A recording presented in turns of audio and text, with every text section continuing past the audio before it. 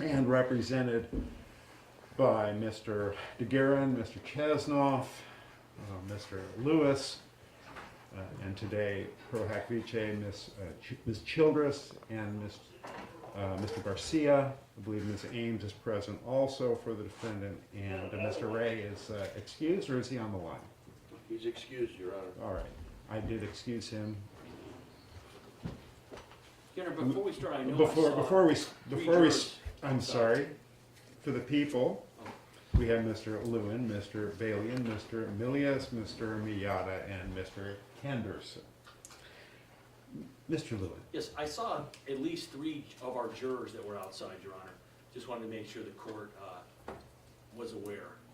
Let's see, where is, I did note that they were welcome to be seated here. We're going to honor our jurors for their service. Let's see. Deputy Washington. We didn't forget our jurors, did we, Deputy Washington?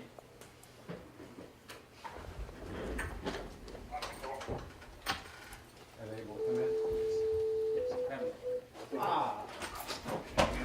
Didn't mean to interrupt the court, Your Honor. No, thank you for pointing that out. I didn't want to go forward without them being here. I did invite them to, when I learned that they were interested, I invited any jurors who wished to be present for these proceedings.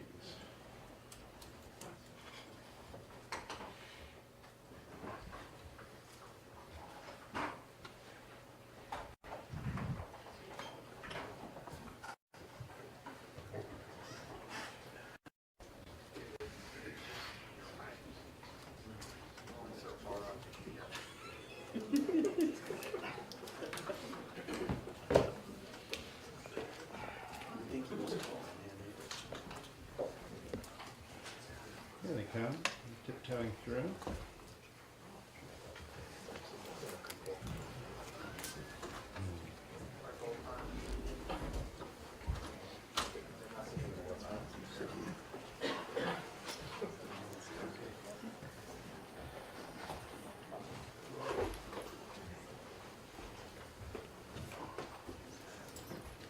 Welcome back, ladies and gentlemen of the jury. I'm so glad to see you again. We're grateful for the sacrifice you made and all the time you expended, months and months, in serving your community as jurors in this case. So I welcome you back to the courtroom for the sentencing proceedings. Let's proceed. Are both sides ready to proceed? Yes, Your Honor. Yes, Your Honor. Mr. DeGuerin, do you waive arraignment for judgment? We do, Your Honor. As for legal cause, if there is legal cause why judgment should not be entered, the defense has filed a motion for a new trial. And I've read and considered that motion. Do you have anything to add to your written No, Your Honor, submission? consider it submitted. Very well. Nevertheless, I'll allow you to respond if the people have an argument. Mr. Lewin, do the people wish to respond to the new trial motion? Yes, we do, Your Honor. Thank you. You may proceed. Your Honor, as the court is aware, because there were no issues of legal disagreement regarding the standard for new trial, and since there is no issue regarding the authority that was cited, what we are going to be commenting on are going to be the arguments that were made by counsel. And I think it's important because we want to make sure that a reviewing court, looking at the entire record, understands what actually took place in this court and what didn't. So I'm going to start, and I'm going to go through the issues with the defense motion for new trial, factually and legally. Keep in mind that each of these issues, as we've had a hearing on each of these issues, I've ruled on these issues, there was extensive briefing and argument, but with that, you may add what you think is necessary, Mr. Lewin. Thank you, Your Honor. So the defense indicated in Section A, the verdict was contrary to the evidence. They said, quote, specifically, there was insufficient evidence to establish that Mr. Durst committed first-degree murder and that he shot and killed Susan Berman with a firearm. Obviously, an array of direct and circumstantial evidence was presented, including numerous confessions, the cadaver note, and the admission that that was a note that only the killer could have written. They said there was insufficient evidence to establish the special circumstance that Mr. Durst killed Susan Berman because she was a, quote, witness. Obviously, just the confession to Nick Chabon alone would have been more than sufficient. We had numerous information, including the note, Mr. Durst's statements, and his testimony on both direct and cross-examination. Defense says at trial there was no forensic evidence to support that Mr. Durst allegedly killed Kathy Durst or that he killed Susan Berman. First of all, forensic evidence is not required, but obviously, what forensic evidence would we have for Kathy Durst? You can slow down a bit. Sure, Your Honor. What forensic evidence would we have for Kathy Durst? He got rid of her body. For Susan Berman, he shot her from behind and has admitted finding her body allegedly hours after she was killed, yet with no rigor mortis at all, and when she was cold.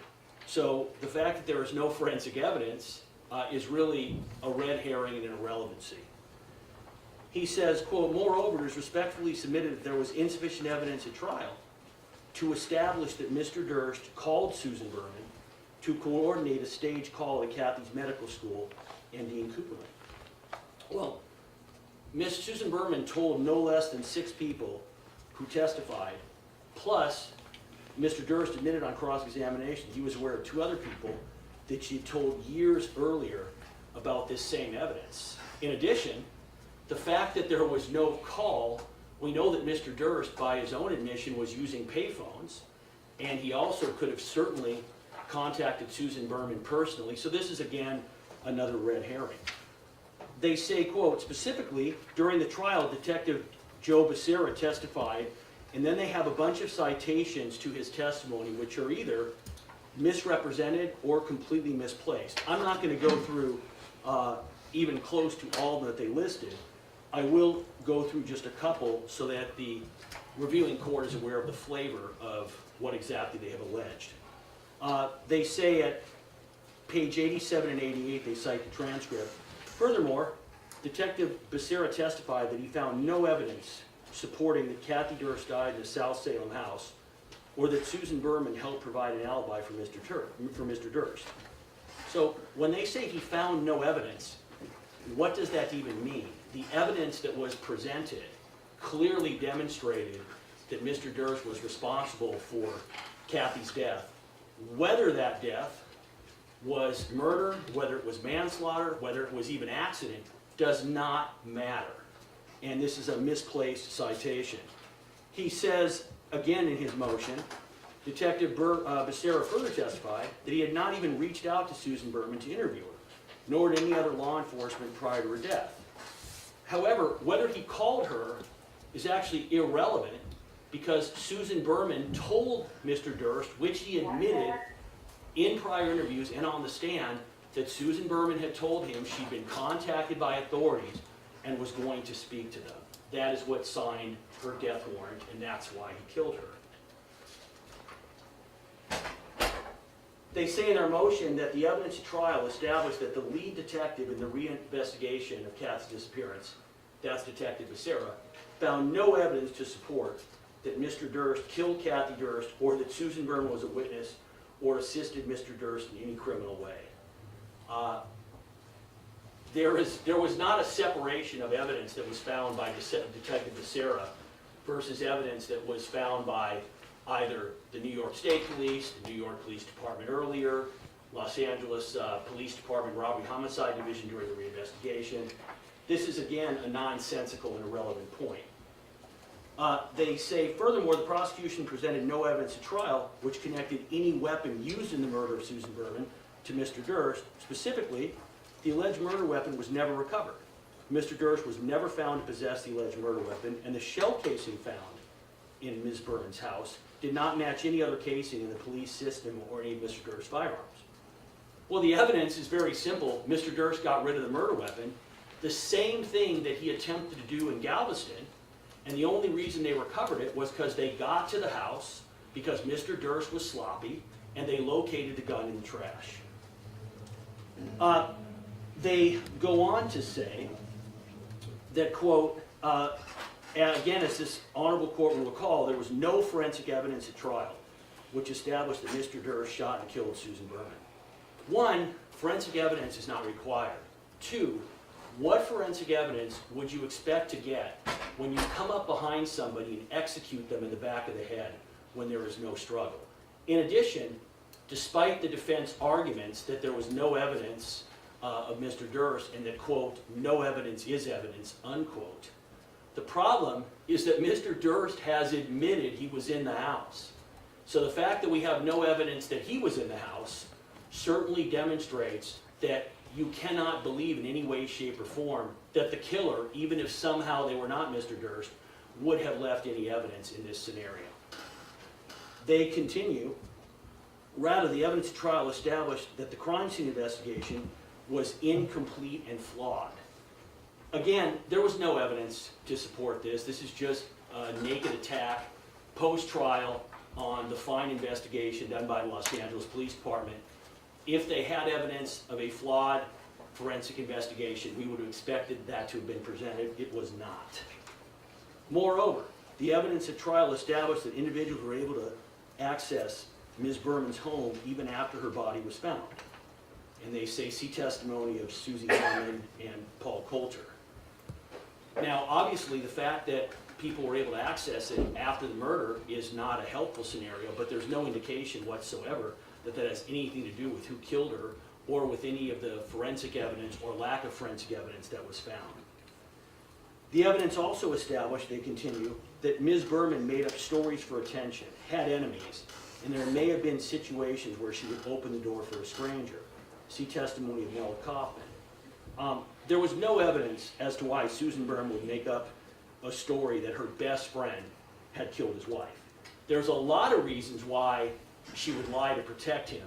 None presented why she would make it up. In addition, nobody testified that they believed that Susan Berman, late at night or early in the morning, would open the door to a stranger.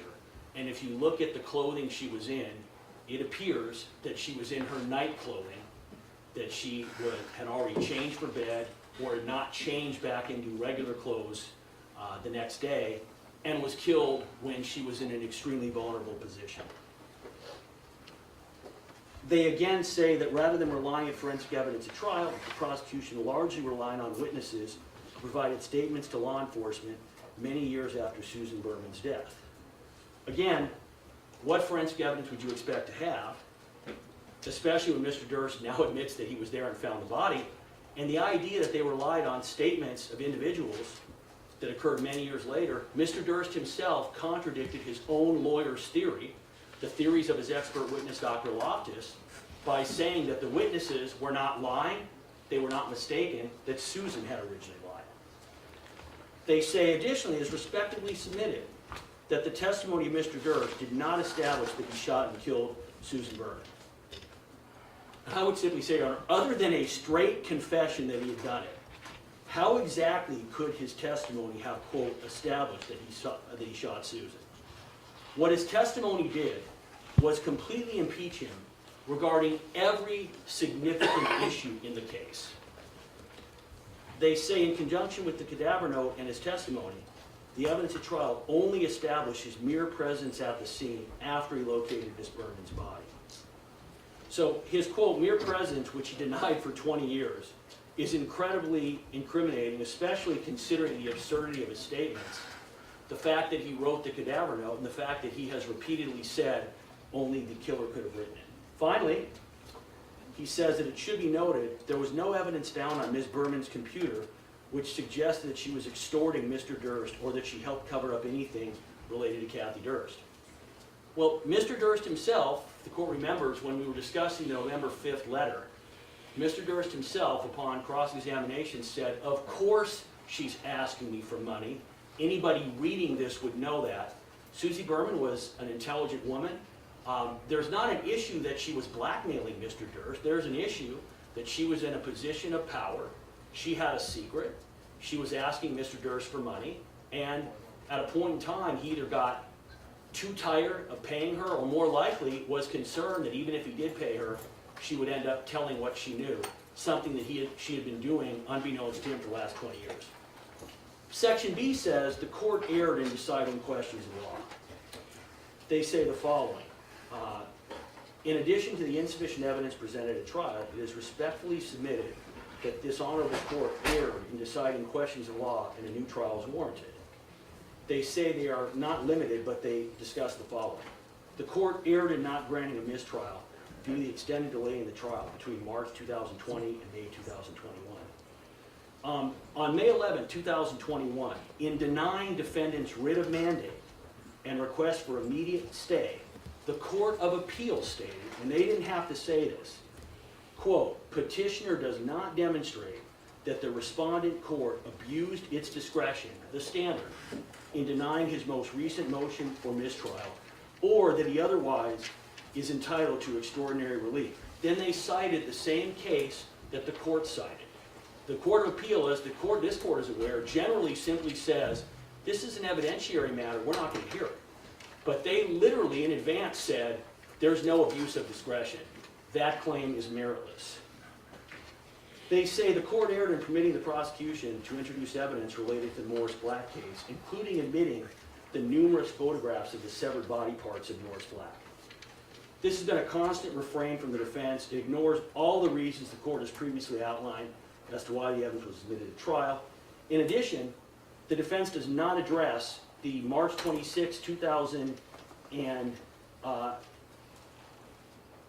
denial, by the Court of Appeal of their writ of mandate regarding this same issue. I'm not going to go through it. The court made a very good record, a very proper record. It would have been impossible for the court to have separated out the Morris Black killing from the other evidence in the case. And when Mr. Durst, when his alibi was, I found the body and I just panicked. Just that statement in itself, which is the identical defense he used in Galveston, would have made that evidence admissible. The court made a very proper record. I won't continue. The court erred in permitting the prosecution to introduce evidence related to Mr. Durst wanting Kathy Durst to have an abortion. The defense again ignores all the reasons the court spelled out in granting the motion on this issue, as well as the court's ruling during the hearing on the relitigation of the issue. As with most of these issues, Your Honor, and sometimes to the people's frustration, as happens with advocates, the court generously let the defense relitigate. You gave them every opportunity to furnish new authority, to come up with different arguments. They couldn't do it. You were more than diligent. You were extremely thorough, and you were extremely patient all of the times we relitigated this and these other issues. The court erred in in permitting the prosecution to introduce evidence related to the alleged incident involving Peter Schwartz. The people filed the motion to allow the domestic violence evidence to come in under Zach and Lincolnauger because we were putting on evidence that the defendant had killed Kathy Durst, which was necessary, that evidence, with respect to proving the special circumstance. In other words, we had a right to put on the defendant's motive for killing her to support the special circumstance, and the evidence against Peter Schwartz, involving Peter Schwartz, was clearly domestic violence. It was clearly relevant. The court erred in not allowing Mr. Durst to introduce evidence of sightings of Kathy Durst in New York City, including in relation to Eddie Lopez. Now, this is an extremely important point that I want to make sure is addressed once and for all. This argument is not just inaccurate, it's disingenuous. As we have previously related, we repeatedly approached the defense for years, offering to stipulate to the hearsay statements of Eddie Lopez, providing that all of the hearsay statements that he had given would be admitted. So we said, if you want to bring in the statements Eddie Lopez made, no problem, but you don't get to choose which ones you put in. They knew that Eddie Lopez would be thoroughly impeached if all the evidence came in, so they made a tactical decision not to do it. Now, the problem is that much of the impeachment related to witnesses who were outside the country. I extended that deadline, as the court is aware, 2 years. I lodged 2 different emails with the court. I talked to every member of their team, collectively and individually, regarding this issue for 5 years. They made their decision, and the court remembers, it was not until the trial had already started that they had a change of mind, and now we no longer had access to these witnesses who were out of the country, and they decided they wanted to present this evidence. In addition, and as the court stated, the hearsay evidence from Eddie Lopez was simply not trustworthy and appeared to have been the result of an attempt of fabrication involving the defendant and Eddie Lopez. The court erred in permitting the prosecution to introduce evidence related to alleged domestic incidents of violence between Mr. Durst and Kathy Durst. I've already discussed that.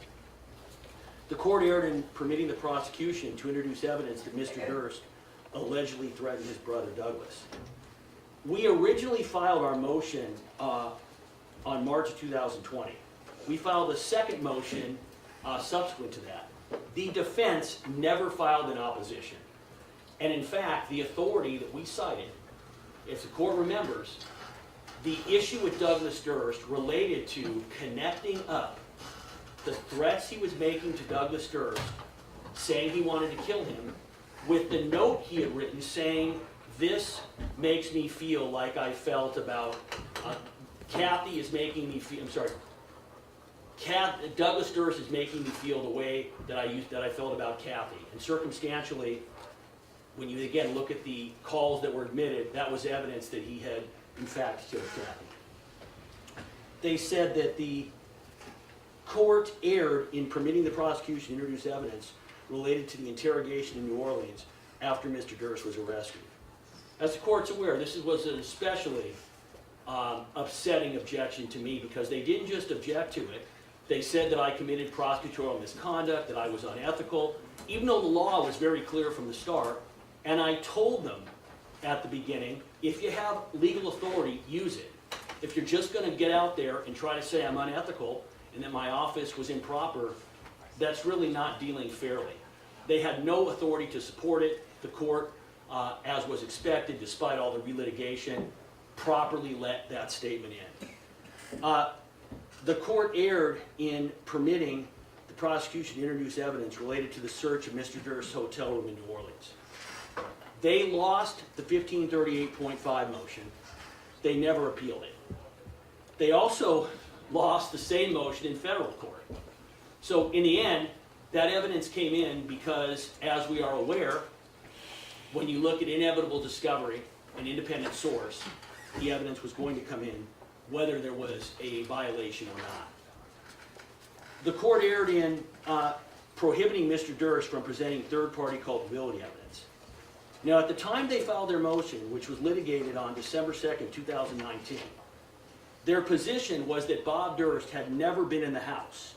They stated, quote, "The evidence against Mr. Durst does not contain any forensic proof that he was at the victim's residence. It contains no eyewitness accounts of the defendant being seen there or his car being seen there. It contains nothing which indicates the defendant was at the victim's house at the time of the murder."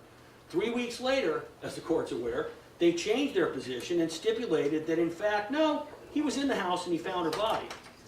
They basically sought to present the kitchen sink of third-party culpability defenses, arguing several different mutually exclusive theories, including but not limited to, Niall Brenner, her agent, did it.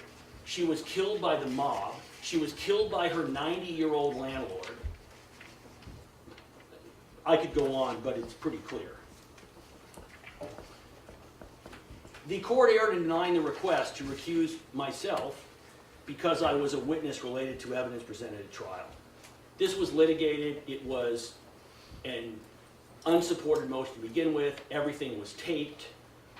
Again, they did their best. They tried to portray me as I was the villain of this trial. It didn't work. They put it again in this motion. It was properly and legally ruled upon by the judge. The court erred in showing the jury the movie All Good Things in the Jinx. That was their quote. The jury was never shown the Jinx. We've been in this court for 6 years, and the defense puts in their new trial motion, they erred showing the Jinx. It never happened. All Good Things came in because it was one giant adoptive admission by Mr. Durst. The court was also very clear in explaining to the jury what the limits of that use of the evidence were. The court erred in applying the journalist shield for Andrew Jarecki and has hit the ground running. Well, we litigated this repeatedly, and then in the end, the defense stipulated they had a chance to call Mr. Jarecki and decided they wanted to stipulate, which they did. The court erred in finding that Andrew Jarecki and hit the ground running were not agents of the prosecution and law enforcement. This was thoroughly litigated. We had numerous hearings on it. It wasn't close. Mr. Jarecki was a very persistent filmmaker. He did what journalists do. He attempted to get information from wherever he could get it from. He was very successful in getting that information. There was never any direction from law enforcement to Mr. Jarecki. There were never any guidance or instructions from law enforcement to Mr. Jarecki. And as the court is aware, when Mr. Jarecki ended up paying a visit to Mr. Durst, after Mr. Durst was in custody, and as the defense is well aware, and I called Mr. Jarecki and said, you know what, I don't like you doing that. His response was, which is completely legal, you don't control what I do. And he's absolutely right. We didn't control him then. We didn't control him from the start of the case. That is an argument that is completely unsupported. Finally, the court erred in denying Mr. Durst's pretrial request to exclude handwriting evidence. Under what legal authority, Your Honor, could the court have suppressed the handwriting evidence, which is specifically admissible pursuant to Evidence Code Section 1417 and 1418? In addition, he stipulated that he wrote the cadaver note. So I'm trying to understand this. So is the argument, Your Honor, if you wouldn't have let in this relevant admissible evidence, then my client wouldn't have admitted he wrote it. He could have lied about it and maybe got away with it. So that is a summation of some of the areas. Again, Your Honor, there's not one even tiny ground for the granting of a mistrial. The court has had the patience of a saint, and I understand that I'm not necessarily the easiest litigant to deal with either. But we briefed every issue thoroughly, repeatedly, and I think effectively. And in the end, the court made the rulings, not with a scorecard, but based on the laws of the state of California. And with that, Your Honor, I would submit it. Thank you. Mr. Chesno, you wish to reply? Mr. Submitted. DeGarrett. Submitted. We submitted it, and Mr. Lewin just repeated all our arguments, so I'm glad we submitted it, so you didn't have to listen to it twice. It's up to you, Your Honor. All right, thank you. He said the court erred so many times I started feeling self-conscious. Well, it wasn't me. It was I'm just repeating their motion. You didn't have to poke that part. They've said worse about In me. response to that, Your Honor, the court knows that in a proceeding that lasted 5 years, lawyers litigate. There always are differences of opinion. That's what this motion is about, and that's what the appeal will be about. So we do have issue with things that occurred. The court did give us the opportunity to litigate all of them, and we just have a difference of opinion on the legal conclusion that the court reached. Thank you, Your Honor. Right. And if I might be facetious, Your Honor, Coach Bum Phillips said, don't dance in the end zone. People will think you've never been there before. Thank you for that, Mr. DeGarrett. All right. All right, as to the sufficiency of evidence, Mr. Durst confessed to the crime and the special circumstance of witness killing to Nick Chapin. The crime scene evidence provides the minimum corroboration a confession requires. This is proof beyond a reasonable doubt. The logical inferences from the crime scene itself prove lying in wait and use of a firearm beyond a reasonable doubt. Mr. Durst's statement that only the killer could have written the cadaver note, which obviously is true, and then his admission that he wrote that note, proves his guilt beyond a reasonable doubt a second way. His bathroom confession to 3 killings on a nationwide broadcast is a confession he cannot and did not explain. That proves his guilt in a third independent way. Over the course of 4 months, the people presented voluminous circumstantial evidence which proves guilt beyond a reasonable doubt, independent of the defendant's statements. The defendant's testimony was profoundly incredible and incriminating, but his explanation of some of his previous incriminating statements was even more incriminating, that he was trying to get a plea bargain, which is another admission of guilt. There's no other reason for Mr. Durst to seek a plea bargain. This is the 5th way the case is proved. beyond a reasonable doubt. There is sufficient evidence, indeed overwhelming evidence of guilt. As to the 15 alleged legal errors, I've reviewed the rulings and I remain confident that each of them is correct, as I previously explained at great length. I will briefly reiterate. First, the procedural claim about the pandemic adjournment. Good cause was shown, prejudice was not. Second, admission of Morris Black evidence, including photos of Mr. Black after Mr. Durst had dismembered him. This was relevant under 1101B of the Evidence Code and more probative than prejudicial. The third claim, Kathy's abortion. This is evidence of the decline of the relationship, leading to domestic violence and resulting ultimately in Mr. Durst's motive to kill her. It's more probative than prejudicial. Fourth, the Peter Schwartz assault. That was relevant because it triggered the argument leading to her killing.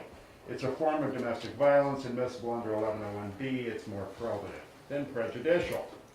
Fifth, the excluded supposed sightings of Kathy Durst. That's unreliable hearsay with no exception, indeed, I would say fraudulent, but the jury heard about supposed sightings from witness Doug Oliver, and that raised no reasonable doubt. Six, domestic violence against Kathy, clearly admissible under 1101B and highly probative. Seven, the threat to Douglas Durst was admitted as circumstantial evidence because of Robert Durst's written statement of identical intent toward Kathy. 8, the New Orleans interrogation. The defendant knowingly and intelligently waived his Fifth Amendment rights and had not yet been charged, so the Sixth Amendment did not attach. 9, search of the New Orleans hotel room. This was carefully litigated. Nobody violated his rights. 10th, third-party culpability evidence. No one else was connected to the crime by this evidence. It's therefore not admissible under California law. 11, I'm going to address that one separately. 12, all good things, contained powerful adoptive admissions and was presented with two very clear and firm contemporaneous limiting instructions and a third warning concurrent with the final instructions. The Jinx was not shown to the jury, so that claim is incorrect. 13, applying the journalist shield to Mr. Jarecki. This was a pretrial discovery issue. At trial, the court did not limit cross-examination, agreeing with the defense position. The point was moot because the people did not call him in rebuttal. 14, ruling that Mr. Jarecki was a journalist and not a law enforcement agent was in the context of a discovery motion. It's highly speculative that he possessed anything the defense did not know about or that he possessed anything remotely exculpatory. 15, admission of handwriting evidence. The court followed Sargon versus Regents of the University of Southern California in admitting the evidence and allowed the defense every opportunity to refute the handwriting evidence at trial. But the defense stipulated that it could be admitted. Ultimately, the jury is authorized by the evidence code to make their own comparison. So this really is a non-issue. Even if these claims were valid and evidence was wrongly admitted, it would be harmless given the confession to McShaven and the bathroom confession, which are proof independent from any of the contested evidentiary issues. As for exclusion of defense evidence, this evidence was incompetent as proof, speculative at best, and not worthy of belief, given that Mr. Durst repeatedly admitted the killings. As to the procedural issue, that's the 11th claim, not recusing Mr. Lewin. Now, the circumstances fell well short of a legal basis for recusal, but even if this ruling were incorrect, and Mr. Lewin's presentation of his own investigation somehow tainted Mr. Chavin's testimony or the New Orleans interrogation of the defendant, the televised bathroom confession is completely independent from Mr. Lewin's investigative actions and establishes guilt of the charged crime, as well as the killing of Kathy Durst, which supplies the only plausible motive for Susan Berman's murder, which corroborates evidence of witness killing that predates Mr. Lewin's participation. The manner of the killing establishes lying in wait, regardless of anything Mr. Lewin could possibly have affected by his participation in the investigation. Mr. Lewin's presentation of the evidence was unusual, indeed extraordinary. Sometimes in taped interviews, he would state personal beliefs, which could have been considered vouching, but I instructed the jury that the statements of attorneys are not evidence. Their questions are not evidence, only the answers are evidence. Moreover, whenever given the opportunity, I struck such statements. For example, in the New Orleans interrogation of Mr. Durst. But I did not strike such statements when the defense stipulated to their admission. In any event, not only is this argument waived by the stipulations, but it's also cured by the instructions I gave, and harmless due to the overwhelming evidence. It's unaffected by these concerns. And it's not vouching. Mr. Lewin's preparation and presentation were unique and unprecedented, but always lawful and ethical, and in some, commendable. The motion for a new trial is denied. Is there any other legal cause why judgment should not be pronounced? No, Your Honor. Do people wish to present statements from Susan Berman's family? Yes, Your Honor. There's 4 total, and the first speaker will be Denny Marcus, Denimarcus. All right, thank you. Denny Marcus may come forward. Now, I'm going to welcome your words. Denny Marcus may come forward. Good afternoon, Ms. Marcus, and she's accompanied by? My son, Tommy Marcus. All right, Ms. Marcus, good afternoon. I'm glad that you could be here today.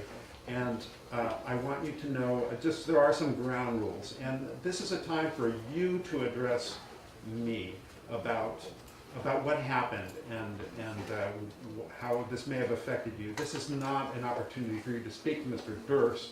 Please direct your comments to me and not to the defendant, Mr. Durst, if you will. You may proceed. Where do I begin? I was robbed, and my beautiful son was robbed of an absolutely extraordinary, unforgettable, brilliant person whose life was savagely taken from her at 55 when she had many years ahead. And she and I discussed, she was much more like a sister. She lived with my family. She was orphaned at 13. And I didn't even know she wasn't my sister until I was 6. And my parents explained that she went to boarding school because she was under the guardianship of other people and she would spend all the holidays with us. But she was unforgettable. She took me on madcap adventures. All of my friends and close ones knew her as her alter ego, Auntie Mame. And she had so much love, and she was so valuable. Her value as a human being is just priceless. And the fact that we were all robbed of the additional 30 or 40 years that she definitely had left to do some things, and she was a loyal, fabulous friend.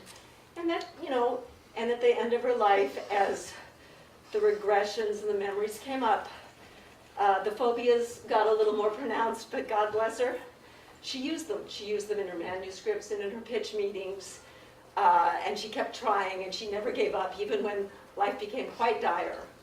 And she lost all of her money, and people that she loved and trusted and gave the money to were, nowhere to be found. The last 7 years, we spoke mostly every day. And she, even during that time when I had my challenges of being a single mother to this fabulous person right here, she was always so supportive and wonderful. She would make my gray days a lot less gray. And toward the end, the roles reversed, and it was my pleasure to talk her down off the ledge when it became really necessary. And I felt it, and she felt the transition, and we thanked each other every day. We ended every conversation from the time I was 0 to 42 with, "I love you."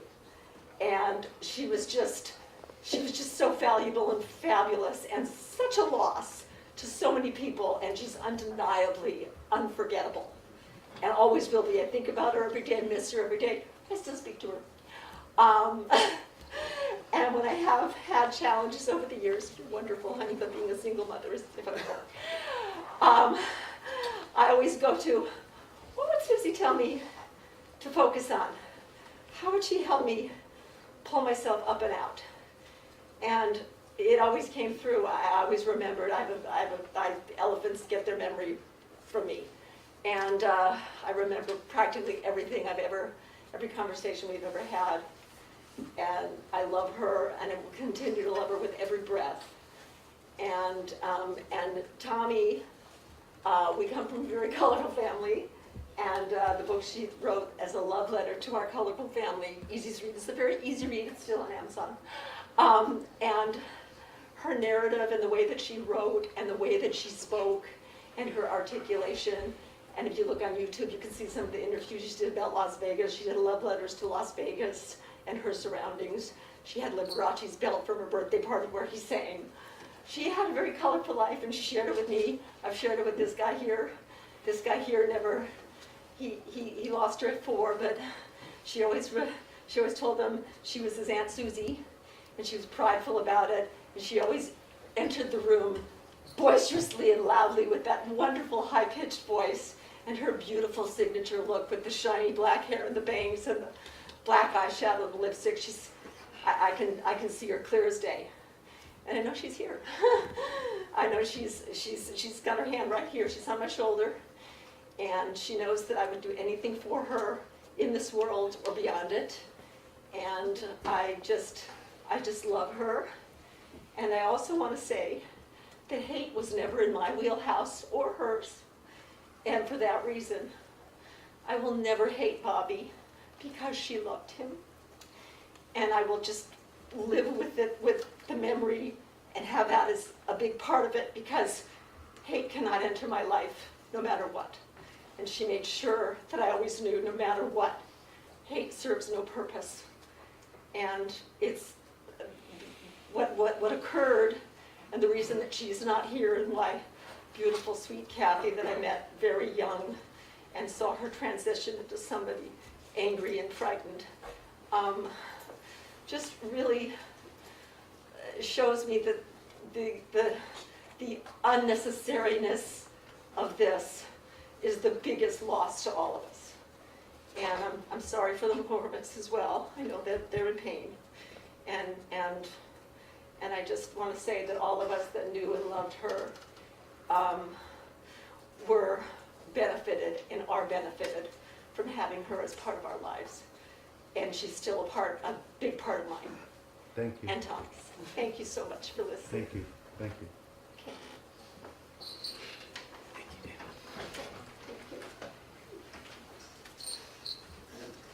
Next is Davie Berman. Davie Berman, thank you.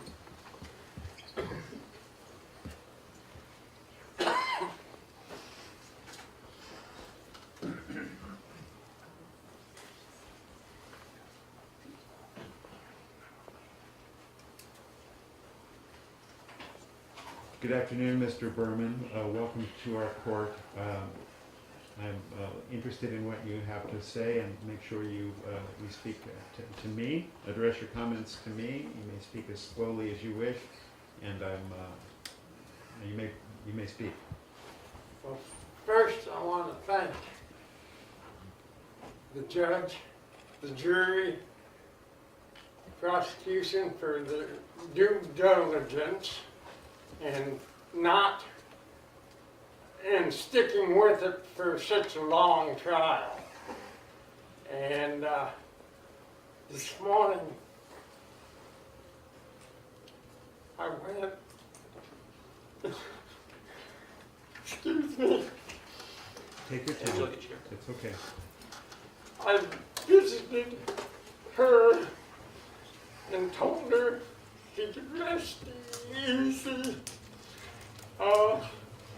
The justice has been done. She just got to know my daughters. She had never met them, but she had written a couple of letters to them. And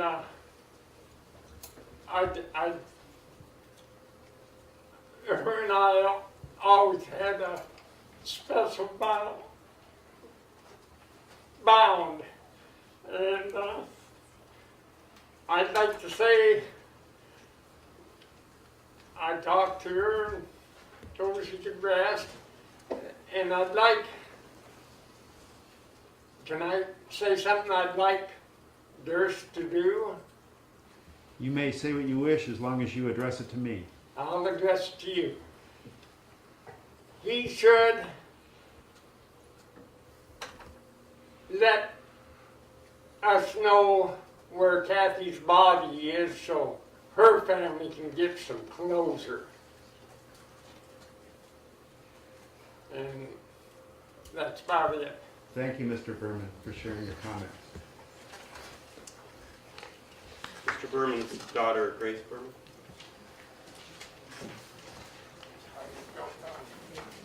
Again, to reiterate, thank you to everyone that has been involved and for your determination and your unbelievable strength throughout this process. I will miss Susie, I will miss her phone calls, and I will miss her letters nonstop explaining to go forth and to be strong, especially in the business world. She was very educational and very smart in that area. If I ever had a question or something stumped me, she would always have the answer for me. She was a phone call away. She gave Bobby half of his life of freedom.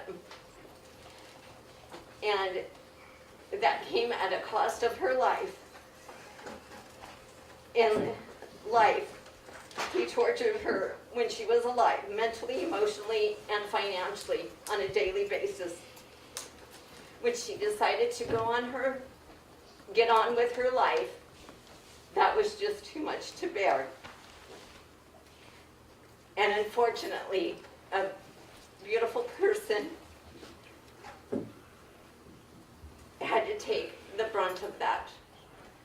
Whether it was right or wrong, that is what happened. You don't get to just pack up your toys and go home when you're done playing with someone to the tune of murder.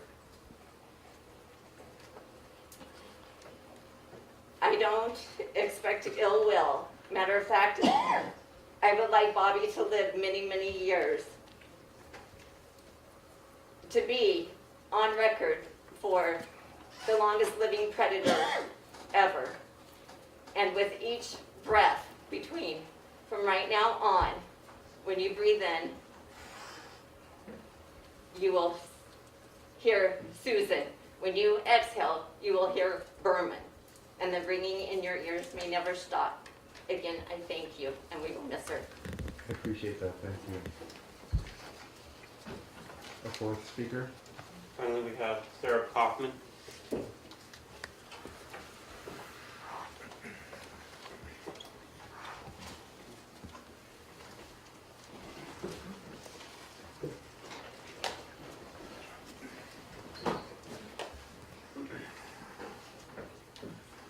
Hello, Your Honor, and thank you for allowing me the opportunity to speak today.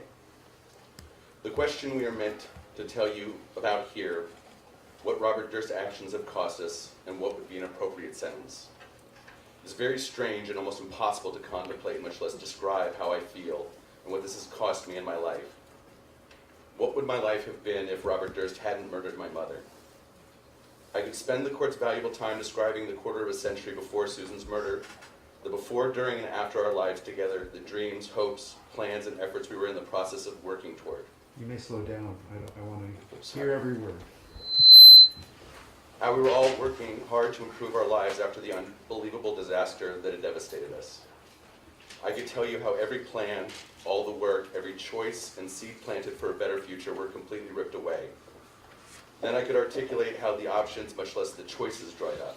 How the pain and sadness, grief, and mystery of Susan's murder changed everything, and what those changes were starting 21 years ago. The truth is, I can't tell you what life would have been if she hadn't been murdered. It's so long ago, and this has been so all-consuming, I can't remember the details of my previous desires, hopes, wishes, or plans. Much less tell you how they all would have or could have turned out.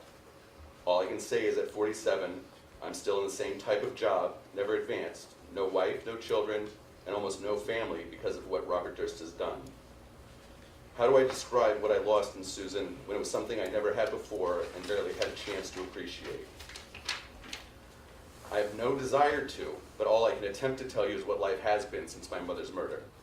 It has been a daily, soul-consuming and crushing experience.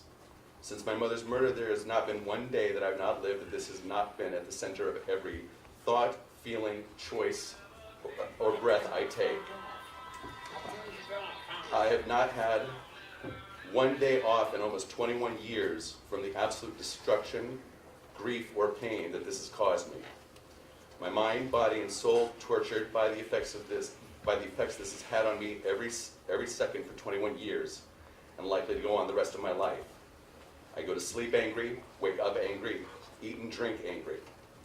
I can't describe the PTSD or the nervous breakdown I'm still trying to recover from. The extreme stress, depression, anxiety that fills my days. I can't say I remember what I felt like before my mother's murder, much less try to compare it. The absolute chaos that the murder of my mother turned my life into is beyond description. I was in my mid-20s then, finally feeling like I was getting on my feet in life, and did so with Susan's help and support. At a time when her life was becoming more difficult and desperate, she always had time and interest to help me. I should have been working for a career I could be proud of, finding love, getting married, and having children. Instead, I was forced to pay for memorials and bills that were not mine or planned for. Having to spend what time I could manage to not be in tears or feel the hopelessness of going on another day, filing for death certificates, paying for probate lawyers. Having to maintain all day at a job, smile when you want to cry, be strong when you feel weak and tired. And you have to, because if you don't, you will lose that job, and because you don't have the money or time to take off that you should. And any time you are not physically at work, you spend seeking answers to a mystery you can never let go of. The countless meetings and conversations you have to have with people you never wanted to meet, much less deal with. Scramble to make sense of a life of your mother who didn't have a chance to actually prepare for her death, say the goodbyes, and make the arrangements in advance. To spend days and months at the house where she had been murdered, her dried blood and matted hair at your feet, broken up only by the bloody paw prints of her dogs. And you have to be there to pack up her belongings in boxes and find a place to keep them in your 400 square foot, no bedroom apartment. Every item in a box, a dagger in your heart, every box a weight around your neck. I would have paid anything to not have to do that. The list of time and money and pain expended, from big to little, truly go on for 21 years and will into the future. But this has been for me no one can truly know. I honestly wouldn't wish the knowledge on anyone, much less the experience. Sadly, there are people who can, do, and will have the experience, and some even worse. I can't tell you what life would have been, and I have no desire to tell you what life has been. I only wish to tell you a little of the Susan Berman I knew. There's so much that has been said, truths and half-truths, half-lies, and outright, bold-faced, self-serving lies about Susan, and not just by Robert Durst. I wouldn't know where to start or how not to take days to articulate them all, or how they've added to my anger and frustration. Without Robert Durst in her life, Susan would have been thought of as a true and fiercely loyal friend, putting their needs above her own, and always available when you need it. Someone with a fascinating and tragic history, alone in the world by the time she was 13. Eccentric, vivacious, and generous to a fault. Often needy and phobic, a force of nature but extremely smart and witty. A hardworking, creative, talented, and complicated person with a lust for life of which the world needs more of, especially these days. This is who Susan Berman was. Robert Durst took those wonderful traits and twisted, exploited, and abused them. So for the last many decades, my mother's memory has also been twisted and abused. Hearing from Susan's friends and family, you never hear of her acting lazy or exploitive. She was not conniving, not a gold digger, not taking advantage of others for her own gain. Despite the description of Susan in the media and in this trial, and except for the most technical of realities, Susan was not a mob princess, doling out mob morality and edicts. Because of Robert Durst, and because of her deep love and sense of protection for her family, she made a mistake. She did something that helped one, but contributed to the pain of many, because of Robert Durst. While the last decades have been a deeper education of the person I knew, and I've learned many things. I can tell you the worst flaw Susan had. She had horrible taste in men, with a few exceptions of which I count myself among. My mother was flawed, to be sure, but she was loving and committed, and I lost the only person in my life that has ever made me feel that way. Our statements today are meant to be a description of what we have lost because of Robert Durst. I've lost everything many times over because of him. Family, friends, romances, jobs, investments, health, and sanity. I have lost and sacrificed more than anybody can possibly know. I have lived the experience of Robert Durst as no one else has or could. A daily nightmare I have yet to wake up from. However, I feel I need to speak for some that won't, aren't, or can't speak today, but affect me almost as deeply. What Robert Durst's actions have cost my sister Mella beyond the obvious. She and Susan had a falling out before her death. It was a fight, a bad fight, and I know they both hurt the other deeply. But it was just a fight mothers and daughters have. Robert Durst stole their opportunity to reconcile, to forgive one another and reunite in the loving relationship they both worked so hard to have. Susan can't meet Mella's children, who won't experience the profound love she would have bestowed upon them, or feel the love of grandchildren in return. Mella's feelings about Susan stuck in their last interaction of pain, hurt, and resentment because of Robert Durst. In turn, Bob, the damage you did has fractured my relationship with my sister in ways I don't think you will ever recover from, which make us both alone in the world more than we should have to be. Kathy, Susan, Morris are gone. Gone in the most horrific ways imaginable. Vanished, executed, dismembered, gone. Your wife, your best friend, your neighbor, gone. Susan may be the most important person to me personally, but they've all affected me. What you have done, what it forced me to do, what I have lost because of you, Bob, everything many times over. How much has it cost me and my sister? Incalculable and indescribable. You are done, except for a few remaining details. We all know what happened. The belief that you have that has allowed you to continue to lie in the face of morality, ethics, to the face of the judge and jury, because what do you have to lose at this point is over. I hope in your final days and hours you will come to the same understanding and give the McCormacks what little they are asking for, to find Kathy, to lay her to rest appropriately, finally, and at long last. This is the most important question that still haunts us, but I know the McCormacks most of all. Is the one and only thing you have to give of any real value or ability to sway any opinion of you. The final analysis of anyone's life comes from what they leave behind. Actions and how we are remembered are the only real legacy we have. Not the lies, not the words, but the actions. You know your actions. We know your actions. Your legacy is nothing but that of a small, warped, insignificant child throwing murderous tantrums. However, in telling where Kathy is, perhaps you can find some small redemption in an act of humanity. You have murdered the only people who you were ever able to inspire to love you. You took them for granted and abused their love. More than 10 years ago, I received an end to one of the haunting questions that tortures me daily. Who murdered my mother? I was fortunate, if fortunate is what you can call it, to finally solve what happened to my mother, and in turn, Kathy and Morris.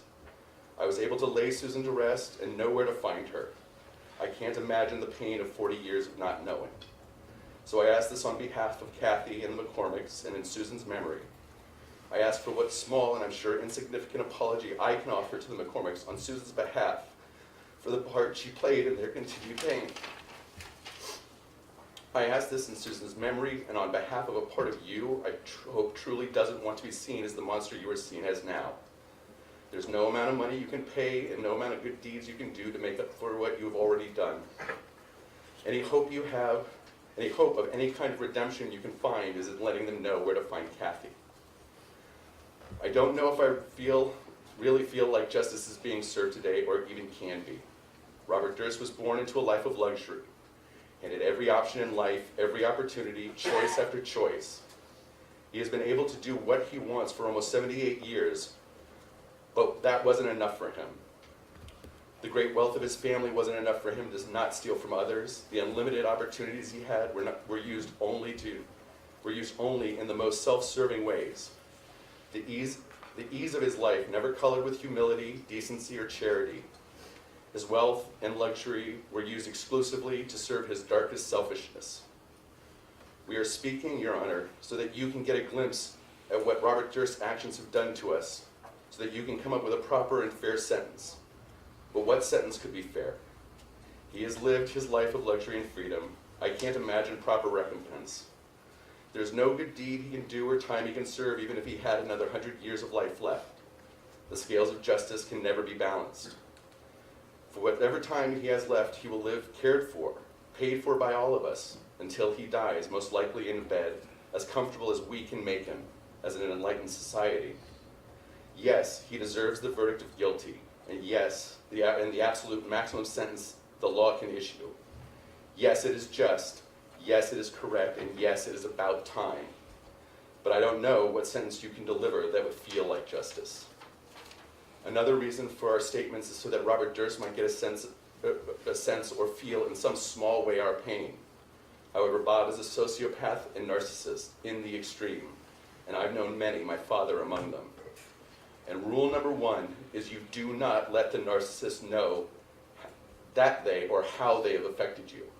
So what is the point but to add to our already insurmountable pain and grief, whose articulation will only serve to satisfy him? I am here because of our losses, because of you, Bob. The people we loved and everything that went with them, we lost because of you. You didn't just murder Kathy or Morris or Susan, you also murdered me. You murdered the person I was, all his dreams and all his hopes gone. He no longer exists. I am a whisper, a wraith of who I once was.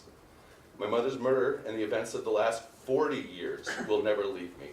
You satisfied, Bob? In conclusion, to this court, all the members of the prosecution, the jury, and the other victims who have spoken, have yet to, and who can't speak.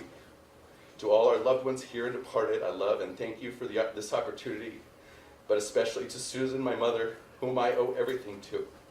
I love and miss you every day. Thank you, Mr. Kaufman. Mr. Balian, are you presenting any other speakers? No, thank you. Mr. Lewis? Your Honor, I did want to briefly address the court regarding sentencing. Yeah? There's no other witnesses that were presented. May I address the court, Your Honor? Yeah.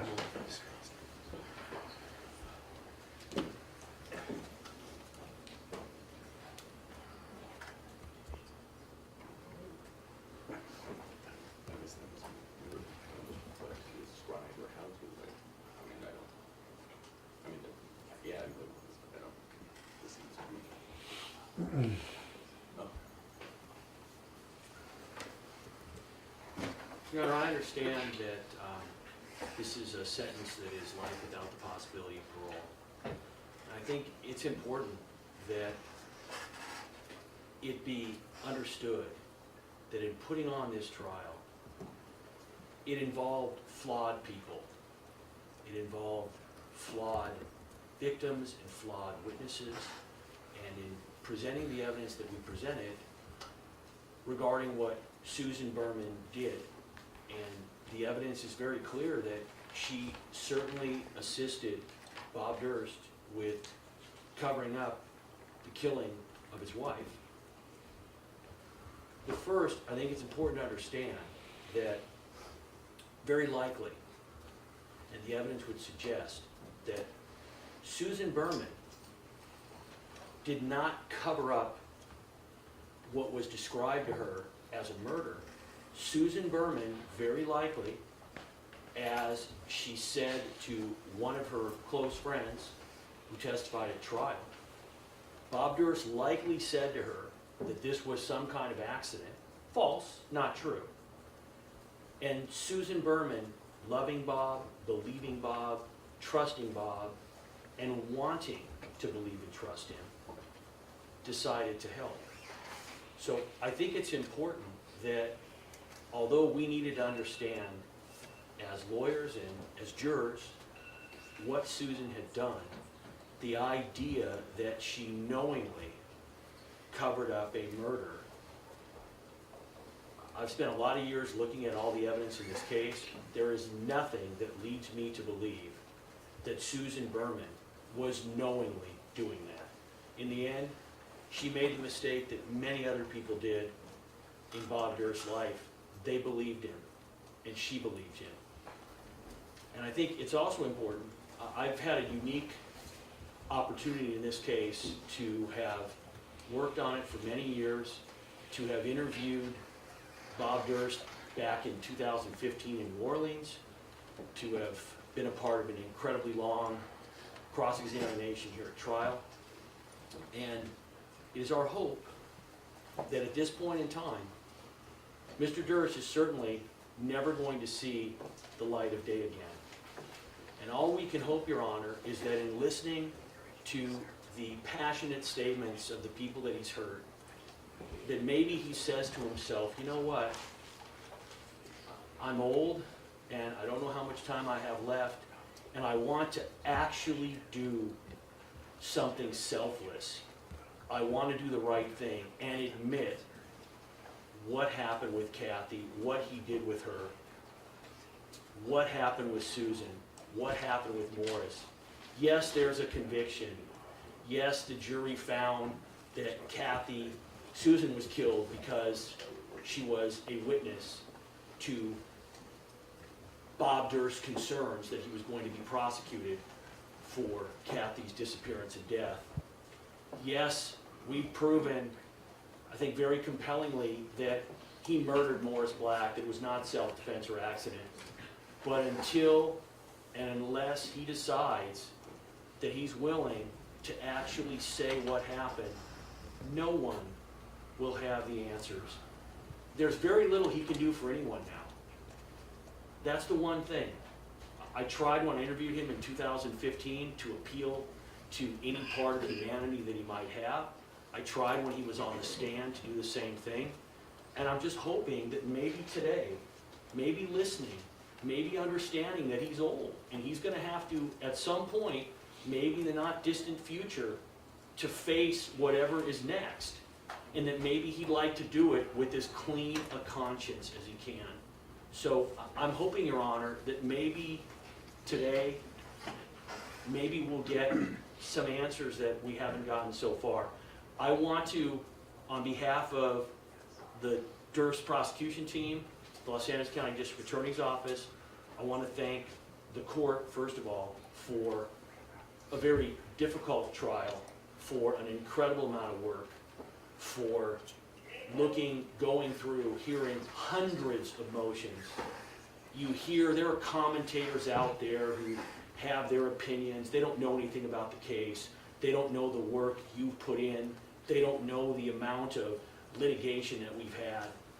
You gave both sides a very fair and dedicated and high-level trial, and we're extremely appreciative. I also want to thank the jury, some of whom that are here today. The sacrifice they've made in my 30 years as prosecutor, I've never seen a jury do what they've had to do to come back. We had almost nobody of all those people. They had a get out of jury free card.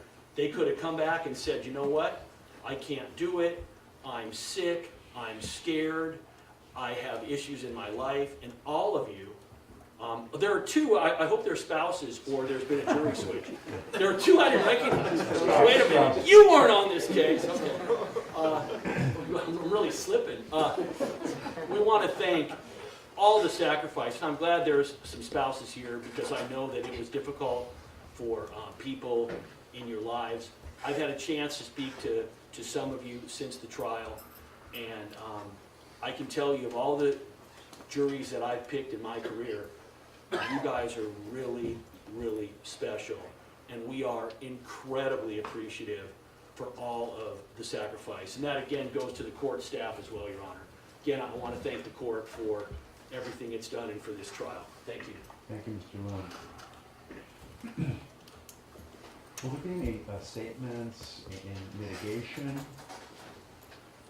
No, Your Honor. We intend to appeal. Will there be an allocution by the No, defendant? Your Honor. He's welcome to do that.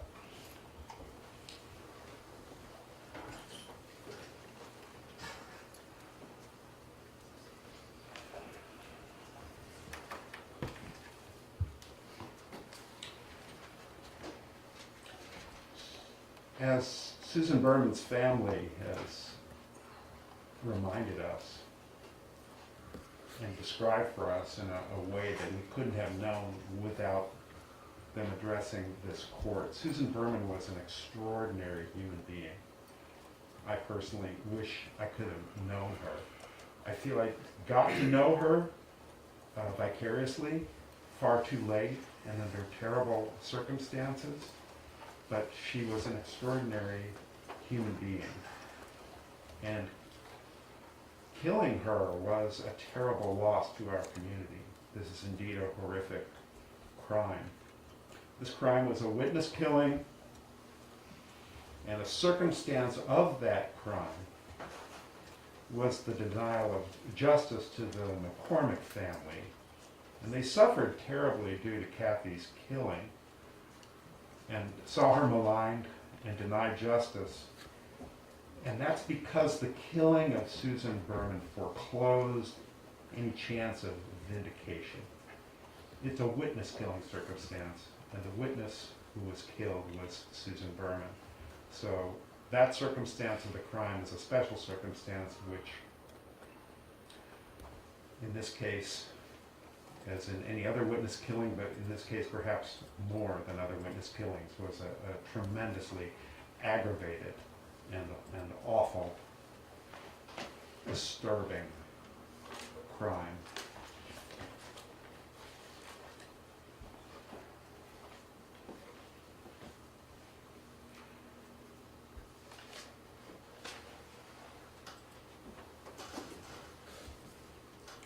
The court's read and considered the probation and sentence report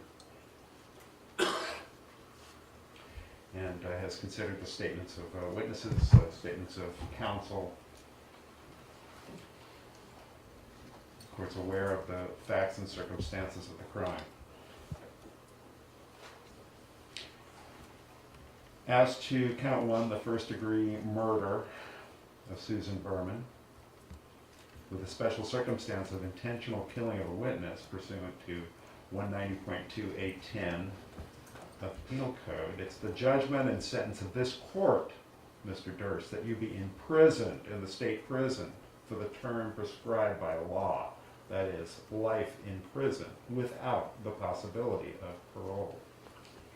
As to the special allegation that the defendant intentionally killed Susan Berman by means of lying in wait, as described in 190.2A15 of the Penal Code, the same sentence is imposed and stayed pursuant to section 654 of the Penal Code.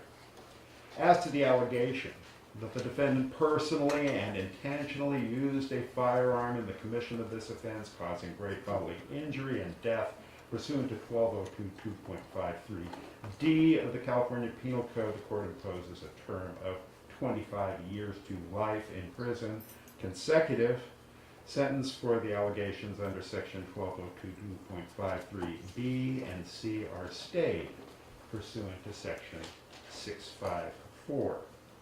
The court will impose the maximum restitution fund fine of $10,000. Court operations assessment of $40 and $30 facilities fee. As to victim restitution, Mr. Lewin, Mr. Balian, is there a claim under 1202.4 of the Penal Code? Your Honor, originally we were informed by the victim's family members that there was no restitution. However, in hearing Sareb today, it dawned on me that perhaps he incurred some memorial fees. So I inquired again of him, and he said potentially, however, his net receipts, etc. Could we just reserve jurisdiction on restitution? Perhaps counsel says he would waive defendant's appearance if there's need for a future hearing, and we can settle it at a future date if necessary. Mr. Chestnut? Yeah, what I said to Mr. Balian, out of consideration to Sareb and to Mr. Balian, is we would absolutely discuss with him the issue, and if we had to come back, we could waive Mr. Durst's presence and discuss whatever we need to discuss with the court, or perhaps work it out by stipulation. Will he waive his appearance now? Yes. Bob, can I explain it? Yes. Explain it to Take a him. moment.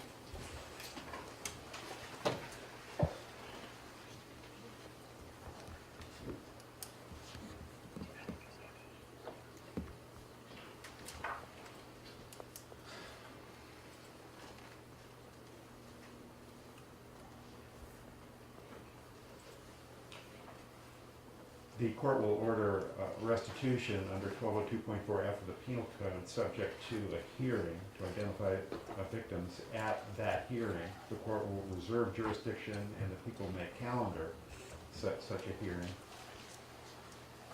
Mr. Durst has a right to be present.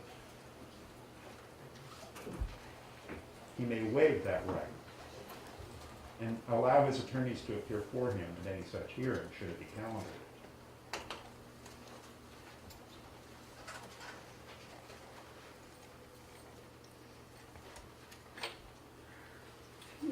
Mr. Durst indicated, yes, Your Honor, by agreeing to work it out. We know the court knows that we're not making any kind of admission as a result of that, but we're not making any kind of admission as a result of that. We just want to be courteous to the state and Mr. Kaufman. I believe I heard him say yes, but let me be clear. Mr. Durst, you have a right to be present at any restitution hearing. You waive and give up that right to be present. And allow your attorneys to appear in your place. Yeah. He's waived his appearance. The court will retain jurisdiction also for the people of calendar hearing to compel the defendant to pay the cost of his incarceration pursuant to 1203.1M. The court will order a DNA test pursuant to Penal Code Section 296 et sequitur. I ordered a Proposition 63 report. It actually just arrived.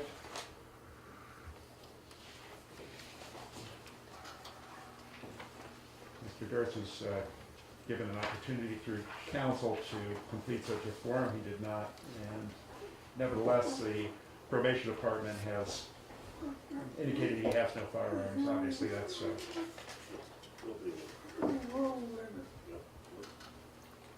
Leave it to me. the defendant has been in custody on this case only, according to the defense emergency motion for release on bail filed May 13, 2021. That motion told me that the Bureau of Prisons had released their hold on March 25, 2021. Under in re Joiner, the defendant is entitled to credit for that day, part of that day, and any days subsequent. That date is correct, isn't it, Mr. Chesnoff? I'm sorry, Your Honor, the last sentence. That date's correct, isn't it? Yes. That you reported to me? Then 203 days have elapsed, including that day. He has credit for those days only. In re Joiner is 48 Cal 3rd 487. I'm sorry, it's People versus Joiner.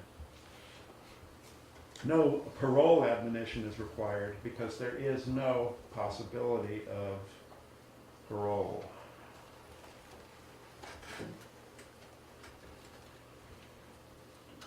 Under People versus Scott, 9 Cal 4th 331, the parties may object to any aspect of the sentence that I have just described. This is your opportunity to allow me to correct any sentencing error I may have made. We've submitted everything, all right, thank you. Submitted, Your Honor. Mr. Durst, you have a right to appeal from this sentence. If you wish to appeal, you must file a written notice of appeal with the clerk of this court within 60 days from today. If you appeal and you're unable to hire a lawyer, the appellate court will appoint a lawyer to represent you on appeal at no cost to you. Is there anything further from the parties? No, Your Honor. No, Your Honor.